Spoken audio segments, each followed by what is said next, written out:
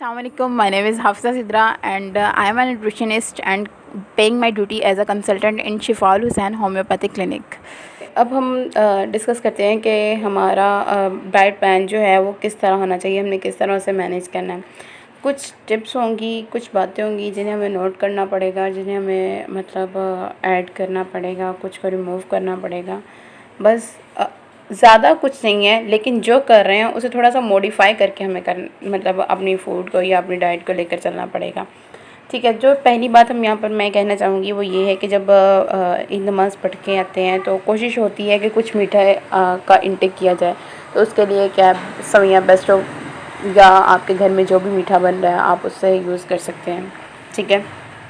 Second, after 2 to 3 horse मतलब ऐसा हो जाता है कि कुर्बानी के बाद वो घर में कलेजी, गुर्दे और ये जो बनते हैं आप वो लेना शुरू करते हैं। तो आप मतलब अपने टाइम को कुछ इस तरह से मैनेज करें कि आप पहले सवैयाँ लें, उसके बाद आप जब कलेजी, गुर्दा जो भी आपके घर में बन रहा है तो वो आपके लंच टाइम में आ जाए। आप स्पून के साथ उसका इंटेक कर सकते हैं। तो अब हम देसी लोग हैं, जब तक तेज़ मसाले ना हों तब तक हमें तो सेटिस्फेक्शन नहीं होती, हमें मज़ा नहीं आता, या फिर हमें खाना भी पसंद नहीं आता। तो ठीक है, अगर हम ऐसा खाना खा रहे हैं तो आप उसके साथ क्या करें, ये कंपल्सरी अपने लिए कर लें कि हमने ऐसा करना ही है कि जब हम कोई भी लंच में वो जो भी बनी है कलेजी वगैरह बन गई है उसे ले रहे हैं तो आपने उसके साथ सैलड ज़रूर यूज़ करनी है। कुछ लोगों को सैलड नहीं पसंद होता, वो कहते हैं कि मतलब मेरे को कुकम्बर नहीं खाया जाता, या सलाद के पत्ते मज़े के नहीं हैं, या कुछ भी है उन्हें नहीं पसंद। तो वो इसकी जगह क्या कर सकते हैं, कोई चना चाट ले लें, बीन सलाद ले लें, और इसके अलावा दही भल्ले यूज़ कर लें। कुछ भी वो इसके साथ यूज़ कर सकते हैं। और जब वो ये चीज़ें यूज़ करेंगे तो इसके साथ आप क्या करें, वो जो भी चना चाट ले रहे हैं, दही भल्ले ले रहे हैं, तो आप उसके साथ क्या करें, पुदीना ऐड कर लें। पुदीना क्या करता है, हमारी डाइजेशन को बहुत अच्छा करवाता है, डाइजेशन में हेल्प करवाता है, प्रमोट करवाता है। तो ये मतलब बहुत अच्छा कम्बिनेशन रहेगा अगर आप ये ले रहे हैं। उसके बाद आप क्या करें, फिर उसके बाद आपका ये लंच टाइम में आप अपने मेन्यू को इस तरह लेकर चलें, ये आपका लंच टाइम क्लियर हो जाए। फिर उसके बाद आप क्या करें कि आपने कुछ जो कहते हैं प्रिकॉशनरी मेजर्स जो हैं, एहतियाती तदाबीर हैं, उनको आपने करना है फॉलो। उनमें ये है कि आपने फ्रीज़ी ड्रिंक्स नहीं लेनी।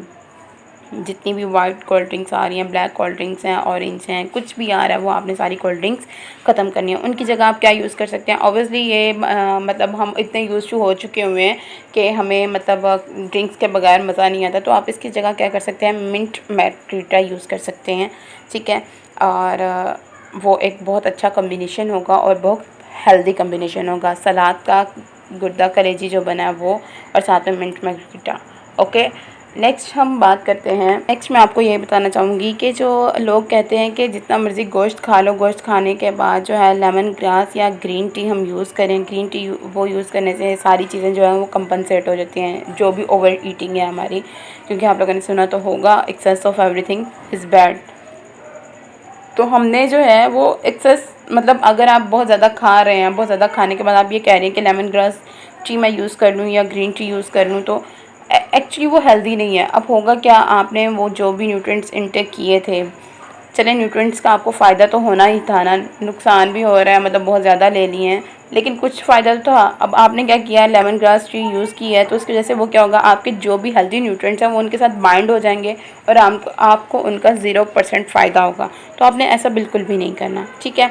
ओके। और इसके अलावा जो मैं कहना चाहूँगी वो चाय, कॉफ़ी और इन सब की जगह पे आपने क्या करना है, आपको बहुत ज़्यादा क्रेविंग्स हैं, कुछ लोग चाय के बगैर नहीं रह सकते और कॉफ़ीज़ के बगैर नहीं रह सकते, आप उस दिन क्या करें, पिपरमिंट टी यूज़ करें। ठीक है। नेक्स्ट, ये था एक जनरल सा डाइट प्लान जो जिसमें लंच में अगर आपने गुर्दे, कलेजी वगैरह यूज़ किया। अब रात के खाने में आप क्या कर सकते हैं, आप अपना ले सकते हैं,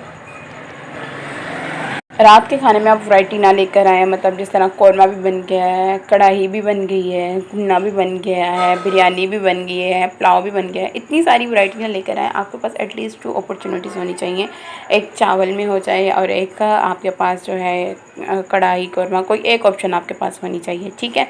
इतनी ज़्यादा वैराइटीज़ ना लें, क्योंकि जितनी ज़्यादा वैराइटीज़ होंगी आप उतना ज़्यादा इंटेक करेंगे, सबको चखने में ही आपकी कैलोरीज़ जो है वो ओवरलोडेड हो जाएंगी। ठीक है। और इसके अलावा जो मैं मेन बात कहना चाहूँगी वो ये कि आपने तीनों टाइम पे गोश्त, मॉर्निंग में, इवनिंग में, ब्रेकफास्ट, लंच, डिनर, ये सारी चीज़ें आपकी मीट पे डिपेंड नहीं करनी चाहिए, ठीक है। ये था एक नॉर्मल और जनरल सा diet plan for normal persons. इसके अलावा मैं कुछ जो डायबिटिक पेशेंट्स हैं उनके लिए, और हाई ब्लड प्रेशर्स के पेशेंट्स हैं उनके लिए, और जिन्हें हार्ट डिजीज़ है उनके लिए कुछ मतलब प्रिकॉशनरी मेजर वो बताना चाहूँगी कि आपको अपना जब मीट कुक करने लगे हैं, आपको जितनी भी चर्बी नज़र आ रही है वो सारी सारी चर्बी आप क्या करते हैं, रिमूव करते हैं, ठीक है।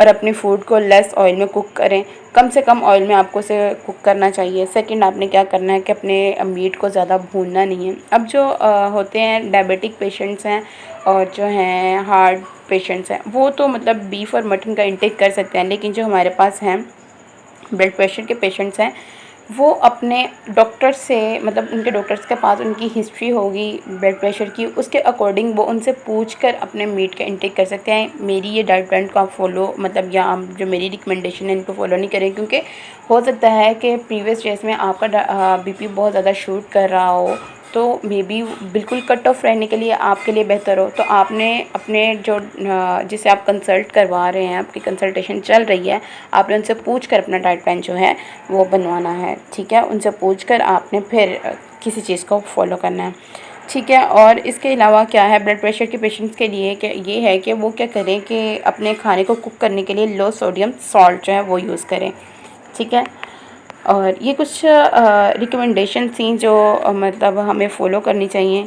और ये सारा जो है कोई डाइट प्लान नहीं है, कुछ नहीं है, ये बस आपके लिए some tips you can say कि मतलब हमारे पास टिप्स हैं जिन्हें हम फॉलो करके अपने डाइट ईद के मेन्यू को मतलब अरेंज भी कर सकते हैं, अपनी पसंद के खाने भी खा सकते हैं और बाद में हम हेल्दी भी रह सकते हैं।